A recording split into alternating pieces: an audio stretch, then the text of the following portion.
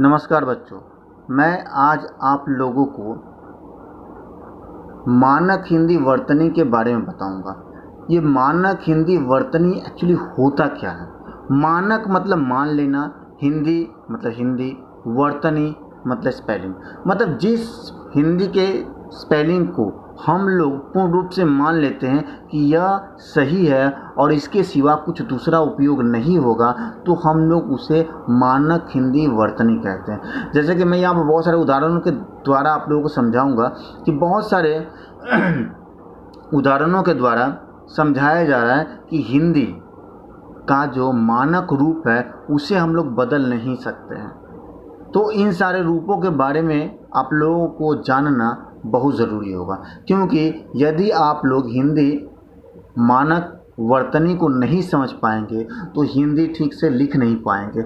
जहाँ तक हो सके कि हिंदी अशुद्धि के दो ही कारण होते हैं, ये पहला शब्दों का अशुद्धिकरण और दूसरा जो होता है वाक्यों का अशुद्धिकरण। यदि हम लोग शब्दों का सही रूप से इस्तेमाल करना सीख जाए, यदि सही शब्दों का सही रूप से यूज़ करना सीख जाए, तो हमारा वाक्य भी ठीक होगा।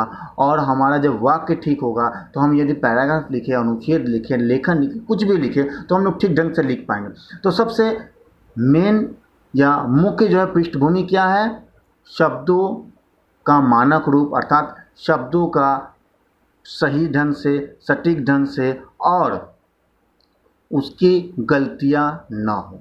इसीलिए आज मैं आप लोगों को मानक हिंदी वर्तनी के बारे में बताऊंगा।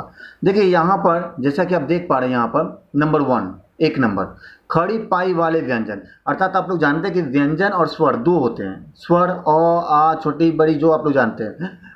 व्यंजन वर्ण क से लेकर ज्ञ तक सारे व्यंजन वर्ण होते हैं, और व्यंजन वर्ण जो होते हैं वो अपने आप में पूर्ण नहीं होते हैं, क्योंकि उससे जो है स्वर जुड़ा रहता है। जैसे क, अ जुड़ा हुआ है, अर्थात हर व्यंजन वर्ण में स्वर जुड़े हुए होते हैं। यदि व्यंजन में स्वर नहीं जुड़े होंगे तो आप मान के चलिए कि वो व्यंजन नहीं है। ठीक है, तो यहाँ पर देखिए क्या लिखा हुआ है, खड़ी पाई वाले व्यंजनों के, खड़ी पाई वाले व्यंजनों के संयुक्त रूप। संयुक्त मतलब जुड़ा हुआ रूप, मतलब जब हम लोग उसको ज्वाइन करते हैं, जोड़ते हैं। परंपरागत मतलब परंपरा के अनुसार तरीके से खड़ी पाई को हटाकर ही बनाया जाए। मतलब यहाँ बताया जा रहा है कि नियम क्या बोलता है, कि नियम यह बोलता है कि कोई भी व्यंजन वर्ण यदि उसके अंत में खड़ी पाई है तो उस खड़ी पाई वाले व्यंजन को जब हम लोग आधा करके लिखते हैं तो आधा कैसे लिखा जाएगा इसके बारे में बताया जा रहा है, और वो कभी बदला नहीं जा सकता है। तो आप लोग ध्यान से देखें इसको। जैसे यहाँ पर कुछ उदाहरण दिए गए हैं, आप देख पा रहे हैं, ख ग, देखिए इसके नीचे, सॉरी इसके एकदम अंतिम भाग, ये ख जो है ये अंतिम भाग वाला खड़ी पाई, ग खड़ी पाई, घ खड़ी पाई, देखिए सब अंतिम वाले भाग में खड़ी पाई जैसा दिया हुआ, सब खड़ी पाई, सब खड़ी पाई, यहाँ से लेकर पूरा तरह तक पूरा खड़ी पाई दिया हुआ।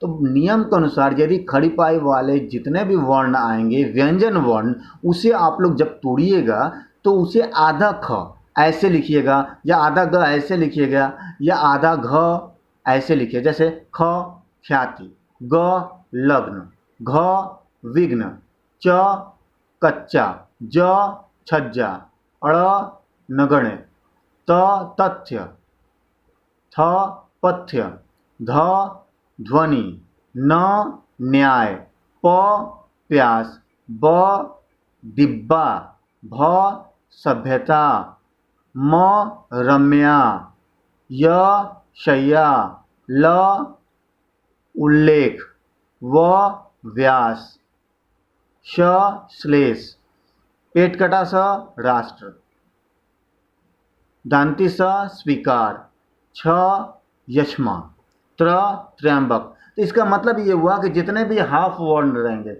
व्यंजन वर्ण, हाफ व्यंजन वर्ण का मतलब जिसके अंतिम में खड़ी पाई जैसा सिंबल है, निशान है, तो उसे जब हम लोग आधा में लिखेंगे तो उसे ऐसे करके लिखेंगे, आधा, ये सब उसमें। इसका मतलब ये हुआ कि जब हम लोग इसका आधा करते हैं, केवल कुछ नहीं करना होगा, इसका खड़ी पाई हटा देना होगा। देखिए आप लोग देख पा रहे हैं, केवल इसका खड़ी पाई हटा दिया गया और कुछ नहीं किया गया, केवल खड़ी पाई, ग हट गया खड़ी पाई, घ खड़ी पाई। मतलब ऐसे वर्ण जब भी आएंगे तो आप आंख बंद करके जब भी ऐसे वर्णों से आप कोई शब्द बनाएंगे तो उस वर्णों का यदि आधा भाग लिखना रहेगा तो केवल उसके खड़ी पाई को अलग कर दीजिएगा। आशा करता हूँ ये समझ में आ रहा होगा कि केवल खड़ी पाई को अलग करना और कुछ नहीं करना है, केवल खड़ी पाई को अलग कर देना है, हटा देना है, अलग नहीं हटा ही देना है। ठीक है। अच्छा, उसके बाद नंबर दूसरा में हम लोग आते हैं। नंबर दूसरा भाग में क्या होता है, क और फ के संयुक्ताक्षर। इसका मतलब ये हुआ कि मैंने खड़ी पाई वाले वर्णों को मैंने बताया, लेकिन यहाँ पर दो ऐसे वर्ण हैं जो खड़ी पाई नहीं होते हुए भी उसका भी इस्तेमाल ऐसे ही किया जाता है। अर्थात देखिए यहाँ पर क और फ, ये क जो है ये बगुला की चोंच की तरह यहाँ पर देखिए एक लटका हुआ है, यहाँ पर भी लटका हुआ है, यहाँ पर। इसको यदि हम लोग जब आधा करते हैं तो कुछ नहीं, उस बगुले वाले चोंच जो दिया गया है, जैसे दिया गया है, उसको हाफ कर देना, जैसे संयुक्त आधा क, पक्का आधा क, दफ्तर आधा फ आदि की तरह बनाया जाए। मतलब इसी की तरह बनाया जाए। इसमें जो है आधा क के नीचे हलंत वगैरह देने की आवश्यकता नहीं है। आप समझ पा रहे होंगे, इसमें केवल उस बगुले की चोंच की तरह उसको सिर्फ हटा देना, अलग कर देना। ठीक उसी तरह यहाँ पर जब दिया जा रहा है अंग, छ, ट, ड, ढ, द और ह के संयुक्ताक्षर हल या हलंत चिन्ह लगाकर ही बनाया जाए। अर्थात इसका मतलब ये बताया जा रहा है कि जिन वर्णों के अंतिम भाग में खड़ी पाई अर्थात पूर्ण विराम की तरह सिंबल होता है, निशान होता है, उसको जब हम लोग आधा करते हैं तो केवल उस सिंबल को इस आधे करने के लिए उसके अंतिम भाग में जो पूर्ण विराम जैसा है उसको केवल हटा देते हैं। उसके बाद क फ ये दोनों जो है उसको भी हम लोग ऐसे लिखते हैं, लेकिन उसके बगुले की चोंच की तरह जो ये है उसको हाफ कर देते हैं। लेकिन उसके बाद हम लोग क्या आते हैं, अंग अर्थात पूर्ण विराम नहीं, मतलब खड़ी पाई वाले वर्ण और क फ को छोड़कर जितने भी वर्ण आएंगे उन सब वर्णों में नीचे हलंत दिया जाएगा, जैसे वांग्मय, लट्टू, बुढ़ा, विद्या, चिन्ह, ब्रह्मा आदि। इन सारे वर्णों को ऐसे ही लिखना होगा, ऐसे नहीं लिखना होगा जैसे यहाँ पर दिया गया है। ये वाला बुढ़ा, विद्या, यहाँ पर एक्चुअली ये वांग्मय और ये बुढ़ा ये एक्चुअली इसमें होगा, ये बाय मिस्टेक यहाँ पर आ गया, लेकिन ये वांग्मय और बुढ़ा जो है यहाँ पर होगा। उसके बाद विद्या भी यहीं पर होगा, चिन्ह भी यहाँ पर होगा, लेकिन इसके नीचे हलंत, इसके नीचे भी हलंत होगा जो नहीं दिया गया। आप लोग देख लीजिए, हलंत दिया जाएगा, ठीक है। लेकिन यहाँ पर ब्रह्मा भी दिया हुआ है, ठीक है, तो ब्रह्मा भी यहीं पर होगा। अर्थात ये नहीं जो है ये नहीं वर्ड नहीं होगा, ये नहीं होगा। इसका मतलब जो है ये जो वर्ण जो दिए गए हैं, जो वर्णों से शब्द बनाए गए हैं, और ये जो शब्द है दोनों एक ही है, सिमिलर है। ये केवल नहीं होगा, ये नहीं आप नहीं दीजिएगा। ओके, ठीक है। उसके बाद बताया जाए संयुक्त र के प्रचलित तीनों रूप यथावत रहेंगे। अर्थात र के 3 रूप होते हैं, जैसे प्रकार, धर्म, राष्ट्र। इसका मतलब यहाँ पर र एक वहाँ पर र, एक यहाँ पर र। ये 3 जो रूप जो है ये मान्य रहेंगे। इन तीनों रूपों को आप चेंज नहीं कर सकते, ऐसे ही इसका उपयोग किया जाएगा र का, ठीक है। उसका अगले नंबर में आ रहा है ये श्रीमान वाला श्र का प्रचलित रूप ही मान्य रहेगा। अतः श्री जो ऐसा जो दिया जा रहा है इसका हम लोग इस्तेमाल करेंगे, और आज भी हम लोग करते हैं, जैसे श्रीमान, श्रीमती, श्री, ठीक है। तो ये श्र का इस्तेमाल हम लोग करेंगे।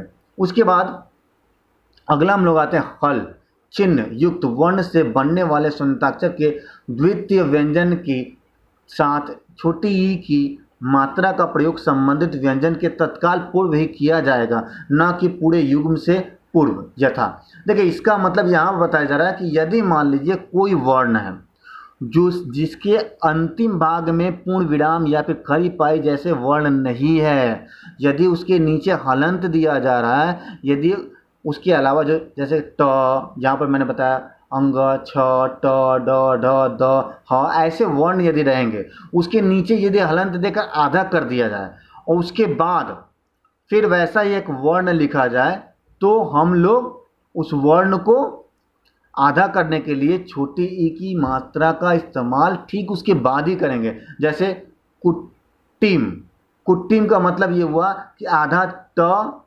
आधा ट और पूरा ट जो दिया गया इसमें छोटी की मात्रा होगी। तो छोटी की मात्रा कहाँ से होगी?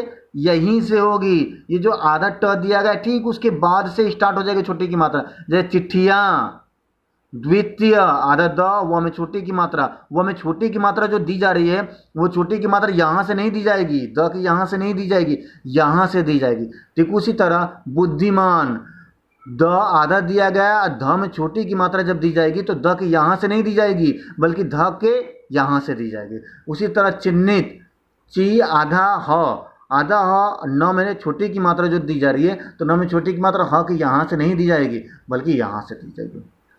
ठीक है, आशा करता हूँ कि ये दो भाग आप लोगों को समझ में आ गया होगा। अब मैं इसके बाद तीसरा बताऊंगा, लेकिन इसको मैं अगली कक्षा में बताऊंगा। धन्यवाद।